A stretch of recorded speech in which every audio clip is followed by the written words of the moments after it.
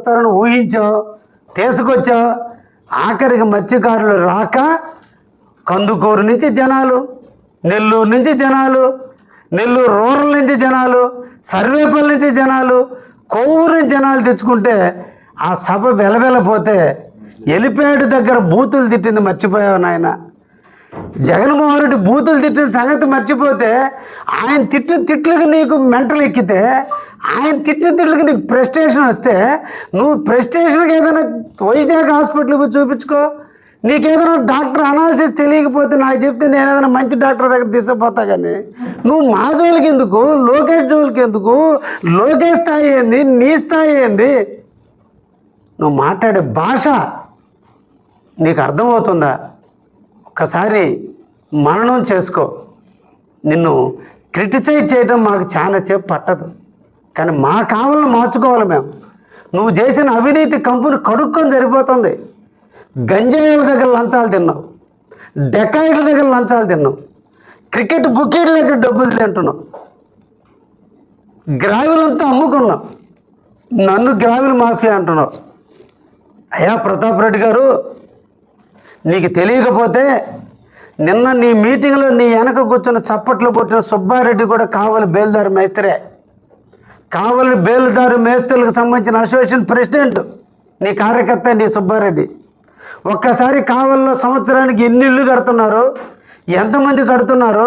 ఆ బేస్మెంటాలకు మట్టి యాడ్ని తేవాలి అంటే కావలిలో ఎవరు ఇల్లు కట్టుకోకూడదా? నువ్వు బెంగళూరులో ఇల్లు కడుతున్నావు, గ్రావెల్ తెచ్చి ఇల్లు బేస్మెంటాలు నింపుకోవటం లేదా? అంటే కావలిలో బేల్దారులకు పని ఉండకూడదు, ప్లంబర్లకు పని ఉండకూడదు, లేదంటే శానిటేషన్లకు పని ఉండకూడదు, ట్రాక్టర్లు పెట్టుకొని బిడ్డలను చదివించుకోవడానికి నమ్ముకున్న ట్రాక్టర్లు ఓనర్లకు బతుకులు ఉండకూడదు.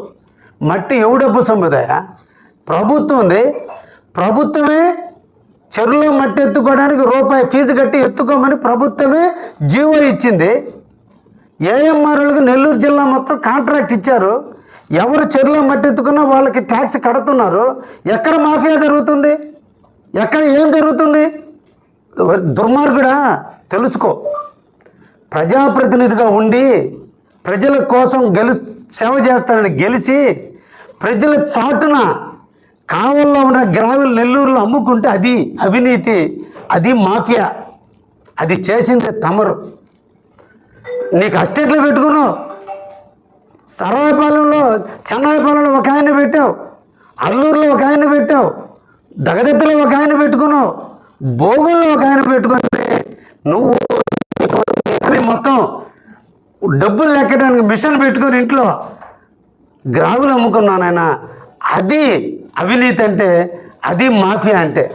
కానీ కావ్యకృష్ణారెడ్డి ఏలుబడిలో కావల్లో ట్రాక్టర్ ఓనర్లు బతకాల్సిందే, మట్టి తోలాల్సిందే.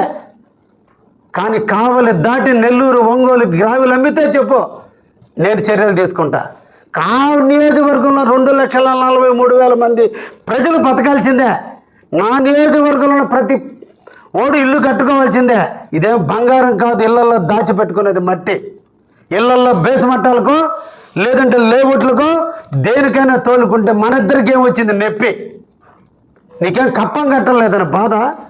తిన్నంతకాలం తిన్నావు, దోచుకున్నావు. ప్రజల మనిషిగా గెలిచి ప్రజలకి అన్యాయం చేస్తే తప్పు, కానీ ప్రజలు స్వేచ్ఛగా జీవించడానికి, ప్రజలు స్వేచ్ఛగా ఇల్లు కట్టుకోవడానికి మన వంతు మనం ధర్మంగా అండగా ఉండాల్సిన వ్యక్తులు ఎమ్మెల్యేలు. అంతేగాని దాంట్లో దోచుకున్న దాన్ని తినాలనే ఆశ ఉన్నటువంటి దుర్బుందన్నట్టు నువ్వు దాన్ని మాఫియాగా ఎలా మాట్లాడతావు? ఈరోజు రుద్రకోట కొండ సిగ్గుందా మాట్లాడేటప్పుడు? అసలు మన సంస్కారం ఏం చదువుకున్నావు నువ్వు? ఏం చదువుకున్నావు నువ్వు? ఎన్ని సంవత్సరాలు ఎమ్మెల్యేగా పనిచేసావు? రుద్రకోటలో కొండ మొత్తాన్ని మట్టి ఎత్తుకొని రుద్రకోట రైతులందరినీ జైల్లో పెట్టి సిగ్గుండాలి మాట్లాడటానికి నువ్వు? నా టైంలో కూడా తవ్వుతున్నారు.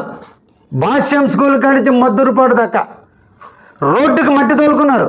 నీ అబ్బది కాదు, నా అబ్బది కాదు, అది ప్రభుత్వం అంది.